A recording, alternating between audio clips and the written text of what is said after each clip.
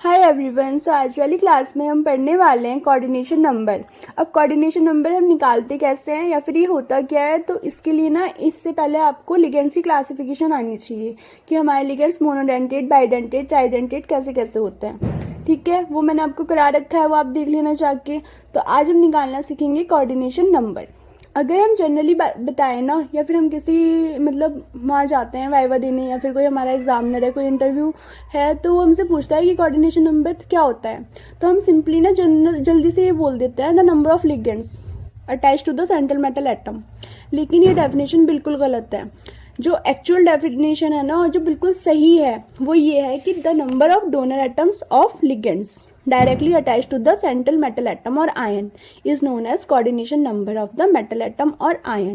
क्या मतलब हुआ इसका, कि जो हमारा सेंट्रल मेटल एटम होता है उससे जितने लिगेंड्स अटैच होते हैं वो उसका कोऑर्डिनेशन नंबर नहीं होता, जितने लिगेंड्स के डोनर एटम अटैच होते हैं वो उसका कोऑर्डिनेशन नंबर होता है। अब हम इसे कैसे समझेंगे, देखो। जैसे अगर मैं आपको यहाँ पे मैंने कुछ एग्जाम्पल लिख रखे हैं, जैसे ये है CuNH3 का 4SO4, तो हमें क्या निकालना है, इसका कोऑर्डिनेशन नंबर निकालना है। अब देखो, ये तो हमें पता है क्या है, CuNH3 का 4 है और SO4 है। ठीक है, तो ये तो हमारा क्या है, आयनाइज हो जाएगा ना। जब मैं अगर इसका सॉल्यूशन में डालूंगी किसी का, तो हमें सिंपल क्या बचेगा, सिर्फ NH3 का 4 2 प्लस प्लस SO4 2 माइनस। अब हमें पता है सल्फेट आयन पे 2 माइनस का चार्ज होता है, इसलिए हमने कोऑर्डिनेशन स्फीयर पे भी क्या लगा दिया, 2 प्लस का, क्योंकि ओवरऑल यहाँ पर मुझे कोई भी चार्ज नहीं दिख रहा है। ठीक है, न्यूट्रल सा दिख रहा है, इसलिए जब हम इसको ब्रेक करेंगे तो इक्वल इक्वल चार्जेस प्रोड्यूस होंगे। अब ये जो है, ये तो क्या है, हमारा कॉम्प्लेक्स कंपाउंड हो गया। ठीक है, या फिर कोऑर्डिनेशन कंपाउंड हो गया। ये मैंने आपको बताया था, ये मेटल है और ये लिगेंड्स हैं। इस ब्रैकेट को हम कहते हैं कोऑर्डिनेशन स्फीयर, और जो इस ब्रैकेट के बाहर होता है उसको हम कहते हैं आयोनाइजेशन। यहाँ पे लिख सकते हो आयोनाइजेशन स्फीयर। ठीक है, अब मैंने आपको बताया था कि जो नंबर होता है ना, जनरली किसको रिप्रेजेंट करता है, हमारे कोऑर्डिनेशन नंबर को रिप्रेजेंट कर रहा है कि हमारा जो सेंट्रल मेटल एटम है वो लिगेंड्स के साथ कितने बॉन्ड बना रहे हैं। ठीक है, ये भी इसकी डेफिनेशन हो सकती है। जैसे यहाँ पे सेकंड डेफिनेशन देखो, it is actually the number of chemical bonds which the ligands form with the central metal atom और आयन।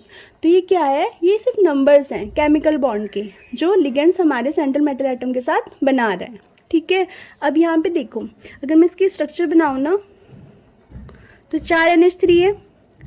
NH3 क्या कर रहे हैं, अपने लोन पेयर के डोनेट करके मेटल के साथ क्या बना रहे हैं, कोऑर्डिनेट बॉन्ड बना रहे हैं। सब अपने लोन पेयर डोनेट कर रहे हैं। NH3 की हमने स्ट्रक्चर देखी थी, कैसे होती है, ऐसे करके होती है ना, यहाँ पे लोन पेयर होते हैं। टोटल इनके पास 8 इलेक्ट्रॉन्स हैं, तो ये 8 इलेक्ट्रॉन्स हैं, तो इलेक्ट्रॉन्स को डोनेट कर सकते हैं, इनका ऑक्टेट कंप्लीट है। ठीक है, तो यहाँ पे कितने बना रहे हैं, 4 बॉन्ड्स बना रहे हैं, तो यहाँ पे इसका कोऑर्डिनेशन नंबर भी क्या हो जाएगा, 4 हो जाएगा। ठीक है, क्योंकि यहाँ पे हमारे जो मेटल एटम है उसके साथ 4 नाइट्रोजन अटैच्ड हैं, 4 नाइट्रोजन एटम कोऑर्डिनेट बॉन्ड बना रहे हैं, तो यहाँ पे कोऑर्डिनेशन नंबर क्या हो गया, 4 हो गया। ठीक है, तो यहाँ तक तो वाली बात ठीक थी कि नंबर ऑफ लिगेंड्स अटैच्ड, क्योंकि यहाँ पे 4 NH3 लिगेंड्स अटैच्ड थी, तो यहाँ पर हमारा कोऑर्डिनेशन नंबर भी 4 हो गया। आगे देखते हैं, नेक्स्ट है हमारा कंपाउंड K4FeCN6 पोटेशियम फेरोसाइनाइड। ठीक है, फेरी नहीं फेरो, यहाँ पे +2 में है हमारा आयरन। तो नेक्स्ट देखते हैं, इसकी स्ट्रक्चर देखते हैं। तो ये क्या हो जाएगा, K4FeCN6 है। यहाँ पे हमारे कितने लिगेंड्स अटैच्ड हैं, 6 लिगेंड्स अटैच्ड हैं। यहाँ पे 6 नंबर है ना CN का, कैसे है ये कुछ इस तरीके से है। CN यहाँ पे माइनस चार्ज होता है, CN minus CN minus CN minus CN minus CN minus, तो ये ऐसे है। यहाँ पे 6 लिगेंड्स अटैच्ड है ना, तो इसका कोऑर्डिनेशन नंबर हो गया 6। यहाँ तक बात क्लियर है। नेक्स्ट देखते हैं COEN का थ्राइस। अब ये वाला जो हमारा एग्जाम्पल है ना, ये इंपॉर्टेंट हो जाता है। कैसे, चलो पहले इसकी स्ट्रक्चर देख लेते हैं COEN का थ्राइस की। देखो, COEN का थ्राइस, और ऊपर था हमारा 2 प्लस, या फिर क्या था 3 प्लस, तो ये क्या 3 प्लस। ठीक है, अब देखो EN क्या होता है, मैंने आपको बताया था, ये एक बाइडेंटेट लिगेंड है, और इसकी स्ट्रक्चर होती है हमारी इथाइलिन, फुल फॉर्म होती है इसकी इथाइलिन डाई एमीन। स्ट्रक्चर कैसी होती है, इथाइलिन है ना, सबसे पहले तो नाम लिखना सीखो। इथाइलिन है तो क्या हो जाएगा CH2 CH2। डाईअमीन है, अमीन क्या होता है NH2 होता है, तो NH2 NH2। अब इसके पास कितने डोनर एटम अटैच्ड है, 2 है इसके पास डोनर एटम। तो अगर हम इसे CO से अटैच करेंगे तो ये क्या होगा, EN का थ्राइस है, तो NH2 CH2 CH2 NH2 हो जाएगा। ठीक है, ये वाला नाइट्रोजन भी देगा और ये वाला नाइट्रोजन भी देगा। कितने हैं, 3 है ना, तो NH2 CH2 CH2 NH2 ये भी देगा। और इसी तरीके से क्या हो जाएगा, NH2 CH2 CH2 NH2। तो अगर हम सिर्फ यहाँ से देखें ना तो हमारा कितना होना चाहिए था कोऑर्डिनेशन नंबर, 3 होना चाहिए था, क्योंकि यहाँ पे क्या है सिर्फ 3 ही लिगेंड्स दिख रहे हैं। लेकिन जब हमने इसकी स्ट्रक्चर देखी तो हमें पता चला कि यहाँ पर 6 डोनर एटम अटैच्ड हैं, 6 नाइट्रोजन है ना, 1 2 3 4 5 6 नाइट्रोजन प्रेजेंट है। तो यहाँ पे हमारी जो कोऑर्डिनेशन नंबर होगा वो 3 नहीं होगा, क्या होगा 6 होगा। तो इस बात का ध्यान रखना है। तभी मैंने आपसे कहा था कि हमें क्या आनी चाहिए, डेंटिसिटी निकालनी आनी चाहिए, या हमें पता होना चाहिए कि मोनोडेंटेड लिगेंड है फिर बाइडेंटेड लिगेंड है। ठीक है, तो यहाँ पर इसका हमारा कोऑर्डिनेशन नंबर हो जाएगा 6। ठीक है, समझ में आया क्यों हुआ, क्योंकि ये 3 जो है ये हमारा कोऑर्डिनेशन नंबर नहीं है, हमारा कोऑर्डिनेशन नंबर होता है the number of donor atoms of ligands directly attach to the central metal atom. ठीक है, तो जो नंबर ऑफ डोनर एटम्स होते हैं लिगेंड्स के जो हमारे सेंट्रल मेटल एटम से डायरेक्टली अटैच्ड होते हैं उनको ही हम क्या कहते हैं, कोऑर्डिनेशन नंबर कहते हैं। ठीक है, नेक्स्ट हम देख लेते हैं अपना एग्जाम्पल क्या है, FeCN6 और CN क्या होता है, ये है ना, और ये क्या होता है, मोनोडेंटेड लिगेंड है। तो ये कितने बॉन्ड बनाएगा, एक CN एक ही बॉन्ड बनाएगा कोऑर्डिनेट बॉन्ड, तो total number of coordinate bond कितने हो जाएंगे 6। तो यहाँ पे कोऑर्डिनेशन नंबर क्या हो जाएगा 6 हो जाएगा। ठीक है, नेक्स्ट देखते हैं AgCN CN, ये ऐसे होता है। अब ये कितने बॉन्ड बना रहे हैं, 2 बॉन्ड्स बना रहे हैं ना, मतलब मेटल के साथ यहाँ पे 2 total number of coordinate bond present है। तो यहाँ पे हमारा कोऑर्डिनेशन नंबर हो जाएगा 2, क्योंकि CN कैसा है, मोनोडेंटेड लिगेंड है।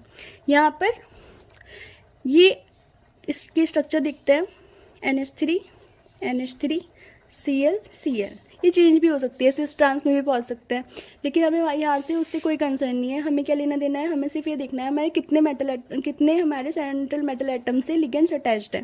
तो 2 तो हमारे अमोनिया है और 2 क्या है, क्लोराइड आयन प्रेजेंट है। तो टोटल कितने हो गए, एक तो नाइट्रोजन है और बाकी क्या है हमारे क्लोरीन है, तो कितने हो गए 4, 2 ये वाले 2 ये वाले, तो ये हो जाएगा हमारा 4 इसका कोऑर्डिनेशन नंबर। अब इम्पॉर्टेंट ये भी है EDTA क्या होता है, इसके स्ट्रक्चर देखते हैं। मैंने आपको बताया था इसका हम यूज़ किस में करते हैं, इसका हम यूज़ करते हैं हमारे क्या हमारा फॉर्म, इसका हम यूज़ करते हैं हार्डनेस ऑफ वाटर निकालने में लैब में। ठीक है, और फॉर्मूला क्या होता है तो हम पहले फॉर्मूला देख लेते हैं। EDTA ethylene di amine tetra acetate, ये होता है इसका फॉर्मूला। स्ट्रक्चर कैसे बनते हैं, इथाइलिन है ना, सबसे पहले CH2 लगा दो, एथ होता है ना 2 कार्बन का मतलब, तो CH2 हो गया। डाईअमीन है मतलब हमने क्या कर दिया, एक N और एक N लगा दिया। अब क्या है टेट्रा एसीटेट, तो क्या हो जाएगा CH2CO माइनस, 4 हैं तो एसीटेट क्या होता है, CH2CO माइनस होता है, 4 हैं तो क्या हो जाएंगे ये 4 हमने लगा दिए एसीटेट। तो बताओ मुझे इसमें कितने डोनर एटम प्रेजेंट है, इसमें डोनर एटम प्रेजेंट है 6, 2 नाइट्रोजन और 4 ऑक्सीजन। तो 2 नाइट्रोजन है और 4 ऑक्सीजन है, तो टोटल कितने हो गए 6 डोनर एटम्स हो गए। तो जब भी ये हमारे मेटल के साथ बॉन्ड बनाएगा तो कितने एटम्स के साथ बनाएगा, 4 डोनर एटम के थ्रू बनाएगा। तो इसकी डेंसिटी क्या होती है, इसकी डेंसिटी होती है 6। ठीक है, तो यहाँ पे हमारा क्या है, जैसे यहाँ पे लिखा है CA-EDTA का पूरे में 2 माइनस, तो यहाँ पे हमारी एक EDTA कितने डोनर एटम्स के साथ अटैच होता है 6 के साथ, तो इसकी डेंसिटी भी क्या हो जाएगी, इसका कोऑर्डिनेशन नंबर हो जाएगा 6। ठीक है, इसका कोऑर्डिनेशन नंबर 1 नहीं होगा, इसका कोऑर्डिनेशन नंबर होगा 6, क्योंकि हमें पता है ये 6 के 6 डोनर एटम क्या करेंगे, हमारे मेटल के साथ कोऑर्डिनेट करेंगे। तो ये था हमारा कोऑर्डिनेशन नंबर निकालने का मेथड। तो बस हमें ये ध्यान रखना है कि number of donor atoms attach दिखने हैं लिगेंड्स के, हमें टोटल लिगेंड्स नहीं देखने हैं। सिंपल हमें ये नंबर देख के कंफ्यूज नहीं होना है, हमें उसकी प्रॉपर स्ट्रक्चर बना के देखनी है और फिर ये देखना है कि उसमें कितने number of donor atoms attached है, मतलब जो अपने लोन पेयर दे सकते हैं या फिर नॉन बॉन्डिंग से इलेक्ट्रॉन्स को डोनेट कर सकते हैं।